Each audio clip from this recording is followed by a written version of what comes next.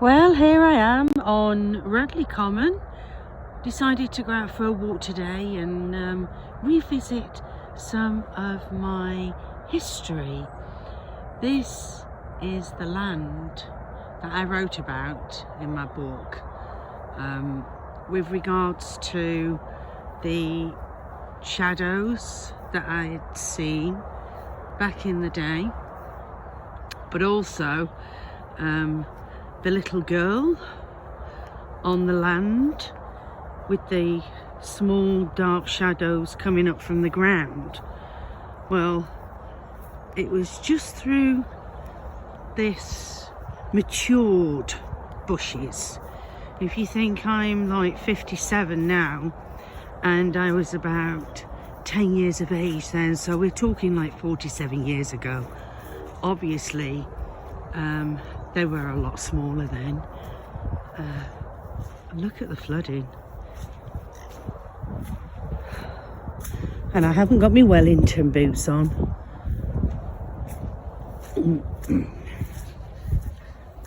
Got my walking shoes, not Warrington boots.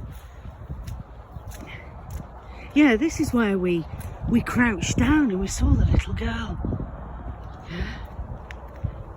And then we saw she was dancing like a fairy. And then we saw shadow forms come up from the ground and start to dance all around her.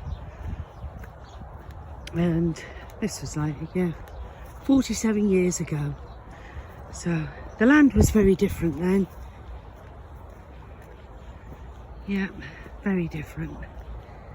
So we're going on to this stretch, and this is what they refer to as Peel Hall Park now. However, back in the day, it used to be referred to as the Common.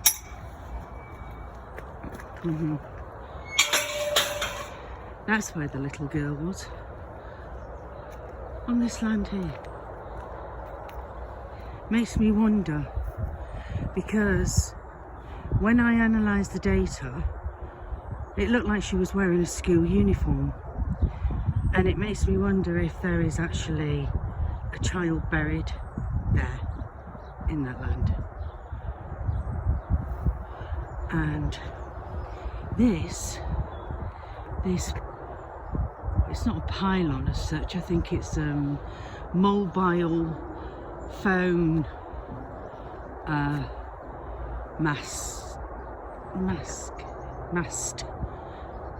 correct.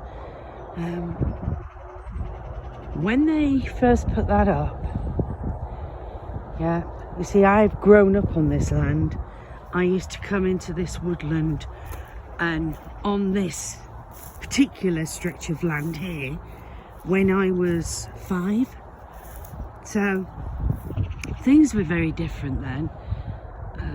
The farm, there was a farm over yonder that had geese and pigs, and it was just so beautiful, and the light was golden, beautiful golden light. Anyway, you can see that in the distance. One day I came here walking the dog, and every single acorn on every single one of these trees had popped like popcorn. And it made me wonder if, actually I'm going to go past it because it's really, really flooded there. It makes me wonder if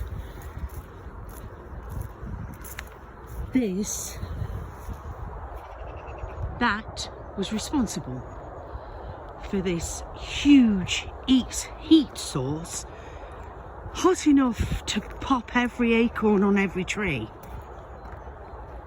I didn't have a mobile phone then, otherwise I'd have documented it, I'd have filmed it, definitely.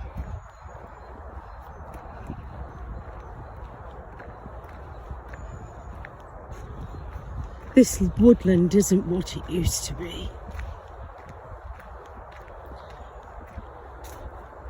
Back in the day, It was so beautiful coming here. However, look at it now. I mean, I know it's, you know, it's not summer, but even in winter, it's not looking so great, is it? That's why I am on a quest today to go and see a tree that I have been visiting for many, many years. And I refer to this particular tree as the mother tree because of the shape of her trunk. She's quite sick, so I'm going to do some healing. I went there a few weeks back. Oh, if I can get this open.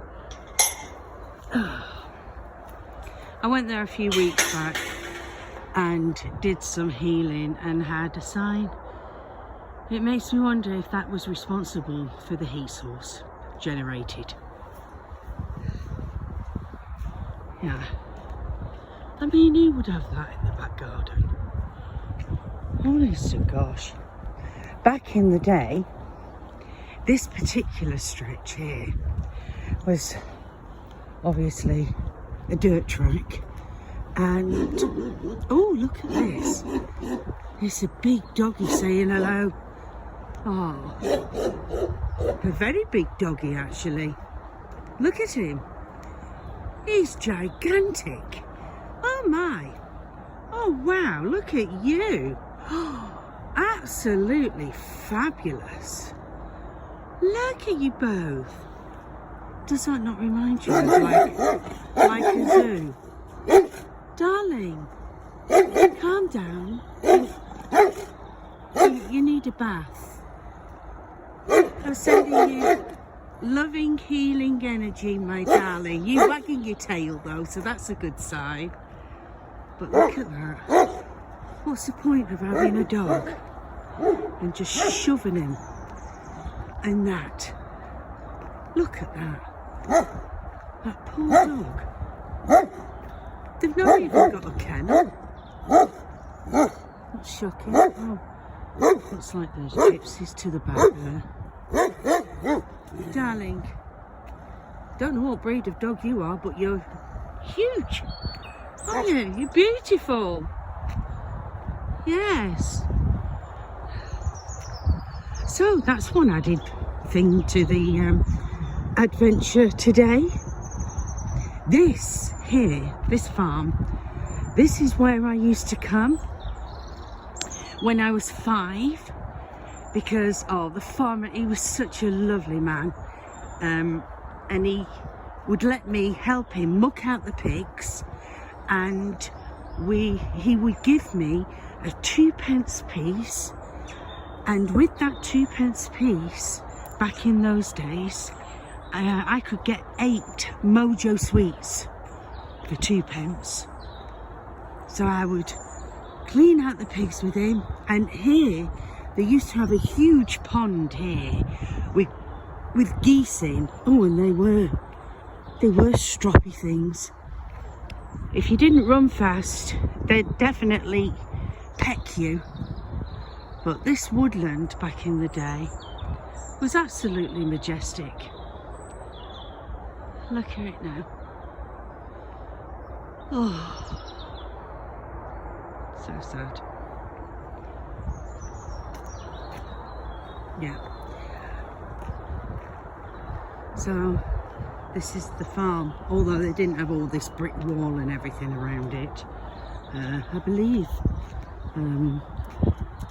a famous dart player lives there. A world champion dart player, actually. On this particular land, there used to be a pony and a horse, and the land, the grass was not like that. It was predominantly mud. It was in a proper state, and I used to come, and they used to have signs all over the fence, don't feed the horses and everything. However, the owner used to come, string bales of hay onto the fence, and then just leave them. Yeah. We had a bad winter, and one winter I was coming here every day with fruit and veg for them, and they got so used to me that when the white horse saw me near the fence, he would make this and he would come galloping over. And you know what? Oh my gosh, I cannot describe how that made me feel. That greeting from that particular horse, it was so beautiful. Anyway, the lady who lives there, she came out one day whilst I was feeding them and told me off and said that I wasn't permitted to. And I said, well, if you don't get this land sorted out, I'm going to have to report you, because this is not grazing land. It is not good enough. It's good enough now, but it wasn't back then. It was just mud, and the hoof, and I pointed this out to her, on the pony, it cracked. And I said the hoof on that pony is cracked and needs treatment. And if you don't get it sorted, if you don't tell the owner about it, then I'm going to report you. Anyway, sometime after, the horses weren't here anymore. They'd been moved. But one night, after visiting here, I had this dream, and on this particular stretch of fence there, where the woodland is, I'm stood on the field, the grazing area, and on that particular stretch there, in the dream, came a female on a white, I can't say it was a horse, it was more like, oh my gosh, what they're called, the ones that can spit on you. Oh, I forgot what they're called. It was more like a hybrid one of those, and like a horse. And I knew that she was an elemental from another vibration of this landscape, and I have been graced with her presence, and I think it's because I've been coming and feeding the horses and caught her attention. You see, I have a gift whereby I sometimes resonate on a frequency that I can observe interdimensionals, such as fairies. I've never seen, I do actually think that the female that night might have been elfin. However, I've definitely seen fairies, not seen gnomes or pixies and all the rest of it, just fairies, which were like specks of light that jump from the tree. They kind of like spin around the tree and then jump back in, although some of them are like moth coloured and quite large, the size of a small bird. Yeah, and they actually inhabit the tumorous lumps on trees. Yeah, because I saw one fly straight into this tumorous lump on a tree. So I suppose I've been graced with that gift. Not all the time, I don't see them all the time. It must just be when my frequencies are resonating on the same frequency as them. And over there, over yonder, right, there is a tree. And one night I came here with my boyfriend at the time, and suddenly the entire tree lit up, white, bright, brilliant light. And I said to him, I said, okay, let's go, because I was quite spooked. And when we got back, an hour of time was missing. So it makes me question whether we had been taken into an alternate, because we both had an hour's time missing. Anyway, that's the first part of my journey for today. So it's Wednesday the 29th of January 2025, and I'm going to proceed this walk up to the land where my mother tree resides. Okay, I hope you're all having a beautiful day. Love, peace and healing to all of you, and bye for now.